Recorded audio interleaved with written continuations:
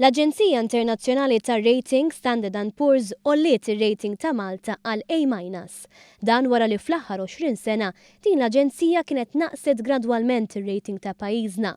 Minn A+ fl-1996 kienet niżlitu għal BBB+, bl-aħħar tnaqqis seħħ waqt il-kampanja elettorali tal-2013. L-esperti ta' S&P Global Ratings attribwixxew id-deċiżjoni tagħhom għall-ekonomija b'saħħitha ta' pajjiżna. Fil-fatt sostnew li Malta qiegħda f'nofs l-ikbar tkabbir ekonomiku fiż-żona euro, tant li l-ekonomija tagħna hija 25% akbar milli kienet fl-2009. S&P Global Ratings ifaħru t-titjib qawwi fil-qasam tax-xogħol kif ukoll iż-żieda fl-investiment, partikolarment il-proġetti fl-enerġija, edukazzjoni u saħħa. Jingħad li dawn l-investimenti huma kawża ta' tkabbir ekonomiku li ma tkabbir qed iwassal għal titjib fir-rating ta' pajjiżna.